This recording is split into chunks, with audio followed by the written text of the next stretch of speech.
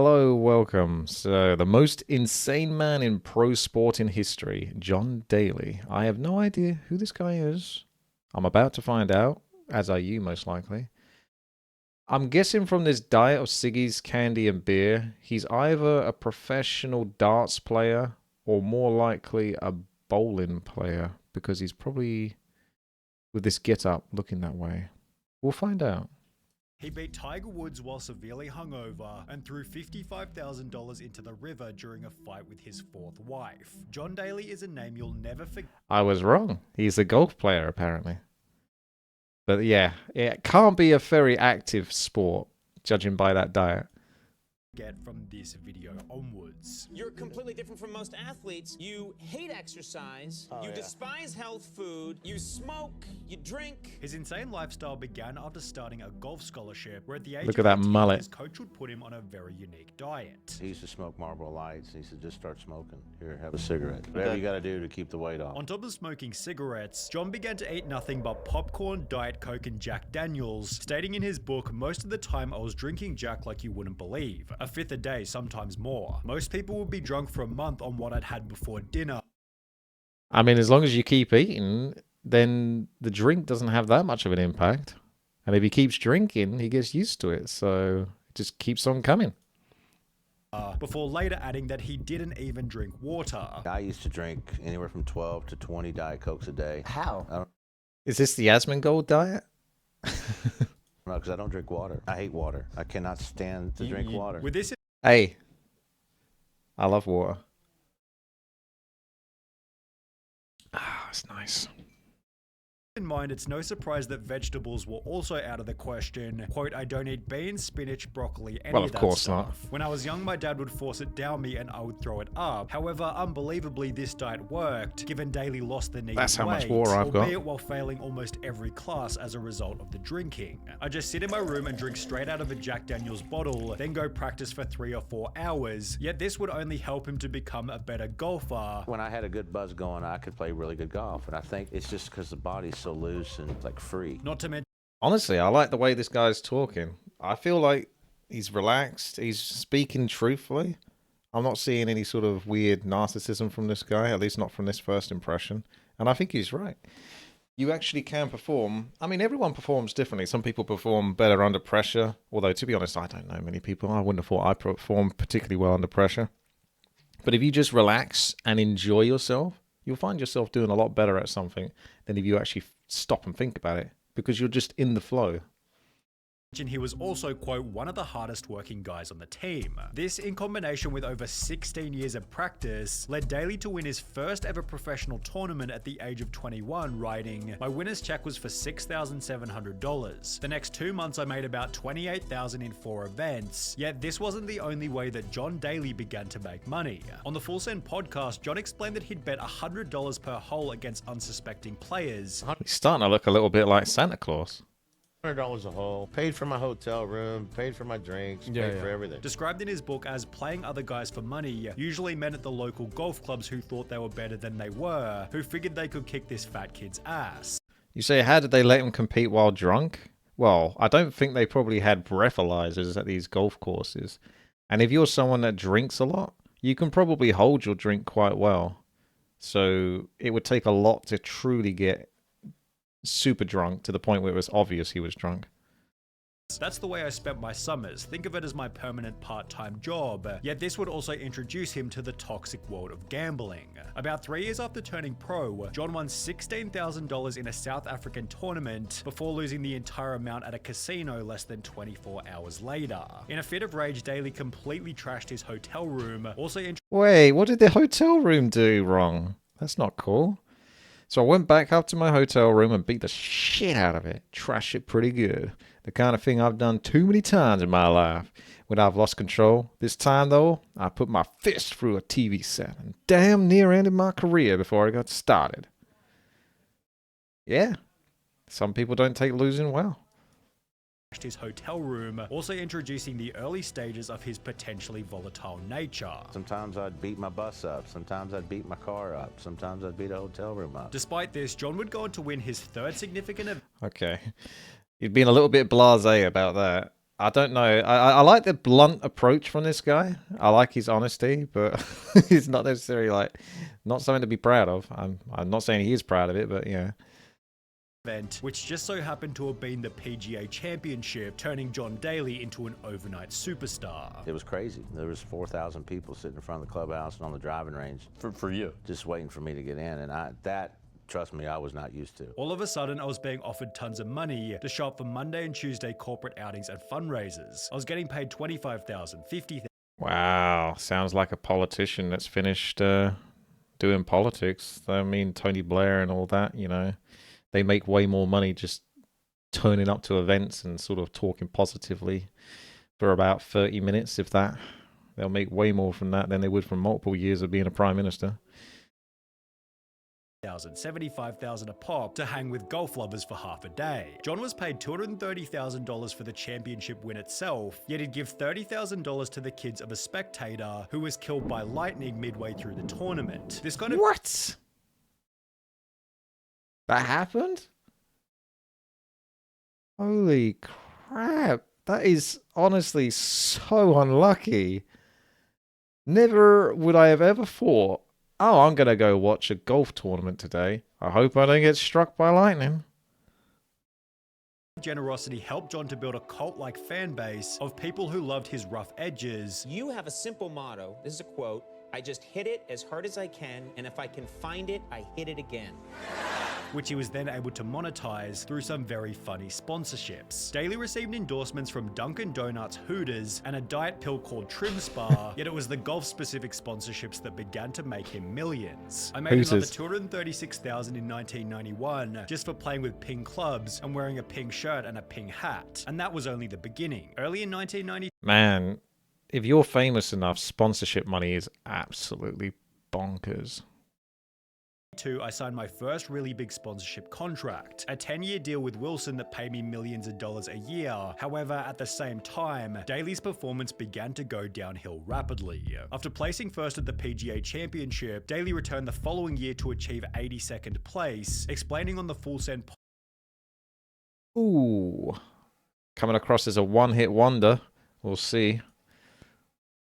podcast that he'd spent all night drinking, arriving at 7:30 for a 7:32 tee-off. There was some times on tour that I didn't sober up till about the 13th hole. Yeah, you get in at 7:30 in the morning. I got a tee time at 8:05 or 9 o'clock. You'd be out till Sometimes, 7 or yeah. 7:30 Yeah. in the morning when you had an 8 a.m. tea time? Yeah. He'd stated in his book, basically my golf game in 1992 played second fiddle to making money and partying. Instead of partying, I guess I ought to just say drinking, which is what it was. For the first time in my life, I let my golf game slide. That whole year, I don't think I practiced more than 2 days in a row, and it showed. Daly's poor performance brought about Not too surprised. I mean, if you get a taste of success and he's making all that money from mostly sponsorships, sort of lets his professional side slack a little bit. And unfortunately, you can't keep those sponsorships if your professional side slacks too much.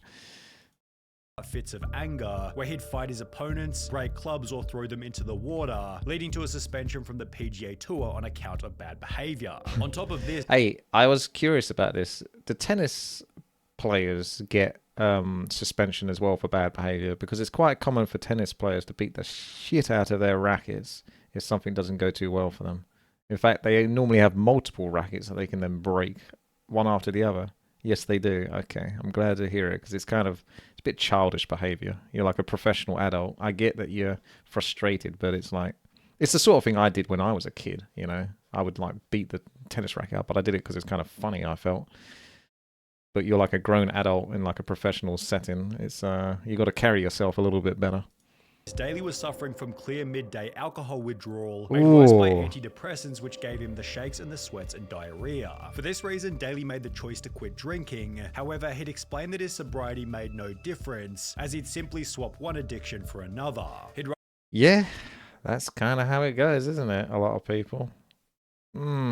Needs to. Everyone has a different way of coming out of things. I would probably. Not that I actually feel like I'm addicted to anything. If I was addicted to anything, it'd be video games or something. But cold turkey is a good approach. It's a hard approach, but it's not necessarily the easy answer. I think that more applies to things like smoking or stuff like that, or particularly specific drugs. Like if you try to keep letting yourself have access to it, then that doesn't necessarily help either. You have to have a hell of a lot of willpower to sort of be like, I'm going to have less today, or I'm going to have less the next day, and less the next day after that. Because it only takes one day where you're just like, I've been good. I feel like I need a bit more. And then you're right back where you started. Right in his book, at rehab they call it cross-addiction. They warn you that when you give up one thing, like whiskey, you're gonna be looking to replace it with something else. For me, when I stopped drinking, I started eating more chocolate. Sometimes I'd eat 15, 20 packs of M&Ms around with... Wait, what? 15 to 20 packs of M&Ms? Why?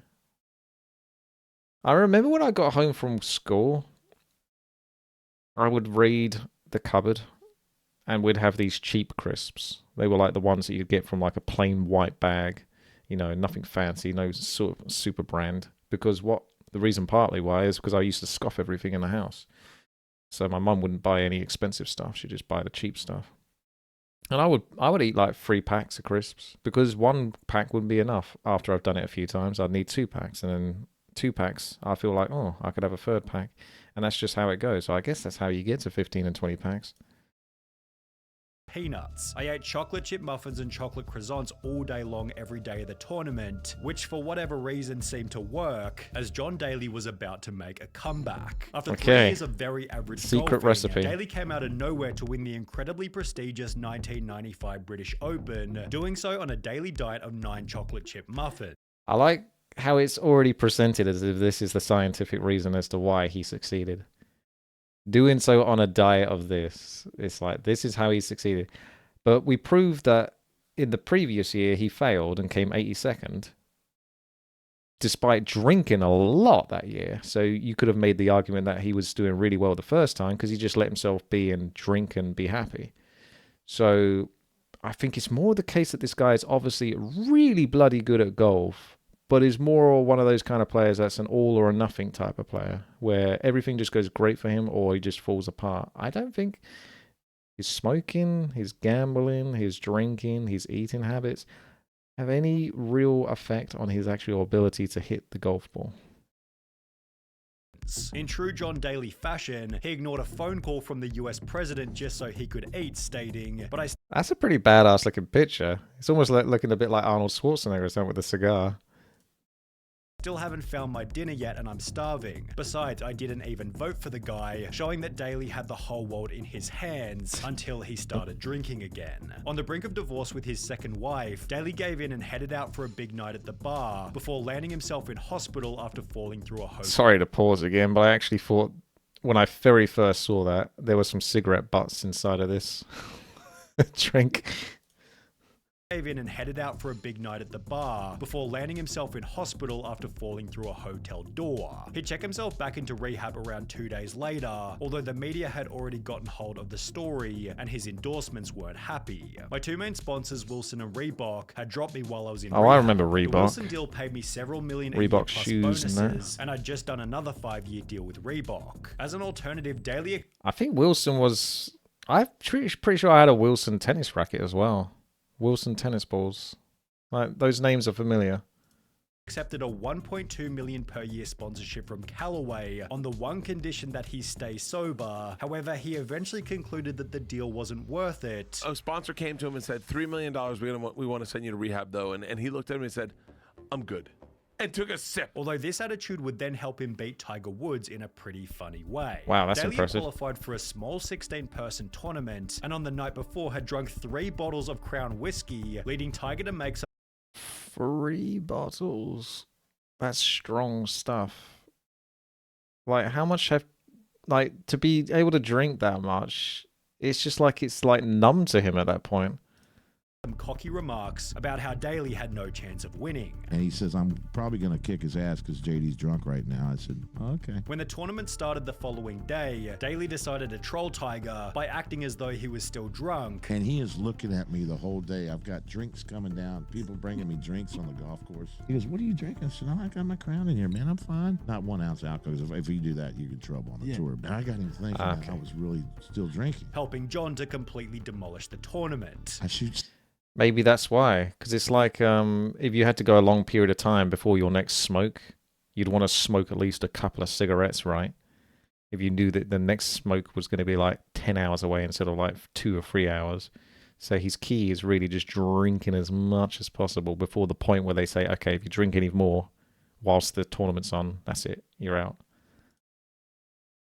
65 and beat him by like 6 shots. It's about the last time I ever beat him. Daly then earned $4 million in 2004 and 2005, yet this would only fuel an addiction worse than any he'd experienced before: gambling. You know, in Vegas, I'd play the $5,000 slot machine. Every time you pull it, how much is that? 5,000. Oh my God. It's one pull. $5,000 spends? While playing It's not surprising. They just said 4 million. And that's just a casual 4 million he got. It's not like 4 million is what he's made in total this time. So if you're getting that much money, you can understand how people can be that kind of reckless. Because money becomes, well, that's the whole point of politicians and such being out of touch with the common man. You know, rich people being out of touch. They need to be asked how much, you know, something is, because they can't relate to it truly. They don't know the actual answer because they don't actually have to go out and buy these things and live the lives that most people do. So they just get completely reckless. these $5,000 slot machines, Daly fed through $600,000 in a night without winning, before taking out another $600,000, which he... Oh, shit. That is the gambler's fallacy right there. Well, I've spent £600,000 or dollars, so I'm bound to win at this point. So I'm going to get another 600,000, make sure I get that money from the first 600,000. It just seems like this guy definitely needed, I mean, he obviously had his own problems with drinking and stuff like that, but this gambling thing, like, he really needed someone in his life to be like, okay, this is the money that you take from the tournament. You get 4 million, 1 million, like 25% of that is put into a separate bank account that you can't touch or something until like 5 years time. Do you know what I mean? Like, he needs some sort of like accountant to sort of like protect part of his money, because he can't do it himself. Then lose again, meaning he'd lost $1.2 million in the space of 5 hours. By this point, Daly was up to his 4th wife, who confronted him about his gambling problem, initiating an argument that ended in the strangest way Just skipped past the 3rd one. possible. I won like $55,000 in the casino, and I said to he my has money, yeah. Sheree, That's if you're gonna why. yell and scream at me Yeah. about this, I threw it over the bridge going over to Memphis from Arkansas. I threw all the money out the car window and said, you know what, if you want that money, you can go find it, but let me tell you something, you don't have a job, you're not working, I'm supporting you, I'm paying all the bills. Did you see any of the Gamba streams? You're saying that when they were up to Flawless. The problem with those is those were disingenuous, right? I think obviously gambling's not right, but if you want to gamble, you're entitled to do so. Everyone is entitled to do whatever it is they do, because you should be able to do it within reason. It's only when you do it excessively it becomes a problem. Obviously, there's people that suffer from gambling, so you need to take that into account. But the thing I really didn't like about like the Gamba stream stuff was these people weren't being genuine with their audience, which I think obviously is a bit scummy. And that's the whole point, is they're sort of gambling this crazy amount of money, but is it really the crazy amount of money that they have, or is it like this deal and sponsorship that they have with the company that they're gambling with? It's almost like Monopoly. You're playing a game of Monopoly, and it's just Monopoly money. It's not real money. Like, sure, the audience see $1,500 being spent every single time, but that's $1,500 that belongs to that company that they've given to you to do that with, knowing that you're probably going to fail, because the $1,500 that you spend failing is still going to bring in 10 people at least from the stream, and there's probably more than 10 because these streamers get thousands of people watching who then sign up an account and like embark upon it, because the 1,500 that gets lost periodically from time to time, they don't pay attention to that too much. They only pay attention to that one big win where the streamer gets something stupid like 20 million or something ridiculous, like not even believable. Because, I mean, again, everyone's different, but if I won 20 million, I'd just be like, right, okay, I'm done. Never going to gamble again. See you later. Easy. So why are they gambling the next day? It's all fake. My buddy then took it to a McDonald's drive-thru. Sorry, you mean XQC lost 490k on the FIFA World Cup? I mean, if you could take anything that XQC does seriously, then there's probably something wrong with you. I'm sure I've sold a few people. I have Fred from my chat, although he's not here today, I don't think, who likes XQC, but I don't understand the appeal. He comes across as probably someone that barely makes it into the intelligence pool as a human being. And got her 2 cheeseburgers and some french fries and a soda, and it was like, okay, this is how you can live from now on if that's the way you want it. When John published his book in 2006, he'd gambled away $55 million over a 15-year period. However, the worst was still yet to come. In 2007, an article was written on Daly's golf performance stating, John Daly withdrew from 5 tournaments and missed the cut on 8 others on the PGA Tour. His best finish was 3rd place at the Skins game, which only had 4 players. As a result, Daly lost his card, and it might have had something to do with his ever-declining diet. In 2008, that's a big CBS bag of reporter McDonald's. Will Brinson was given the job to watch Daly during a professional game, noting that he consumed 21 cigs, 12 Diet Cokes, 6 packs of peanut M&Ms, 0.0 He's making progress. 6 packs of peanut M&Ms. We saw him doing 15 to 20 earlier. This is actually making progress. ounces of water, and the alcohol consumption hadn't stopped either. Only 4 months after writing about his diet, Daly was arrested for passing out in front of Hooters, with the negative press resulting in another 6-month ban. Doesn't that happen to a lot of guys that go into Hooters? From all professional golf. As a consolation, Daly's mugshot was placed proudly inside the restaurant. However, he'd end the year with earnings of only $56,000, forcing yet another change in John Daly's life. Having grown tired of golf club dress codes, Daly decided to purchase his local course. You don't like a dress code in golf, that you find that offensive. No. You have your own golf course that you bought. Is there a dress code there? But basically, all you got to do is cover your private parts and you can play my golf course. Initially running the club at a loss, just so the town had somewhere to play. I'm losing probably $250,000 to $350,000 a year, somewhere in there. Anybody, kids or teams that want to come here and play, I think everybody should have a chance to play golf. But if you're on a team, you're more than welcome to come here and play free and, have fun. Here, Daly was It's sad because, like I said from the start, you can kind of tell. He just seems like a kind of a nice guy. Just obviously has a lot of sort of afflictions or whatever the term would be for like struggles. able to practice and make a super successful comeback in 2016, yet more recently his life has taken a turn as a result of bladder cancer. Despite this, Daly has since achieved his best score in professional golf ever, has found massive success with clothing collaborations through a company called Loudmouth, and has done so all while establishing one of the greatest legacies in professional sporting history. Damn, well done. Hey, certainly an interesting chap, and it's good to know.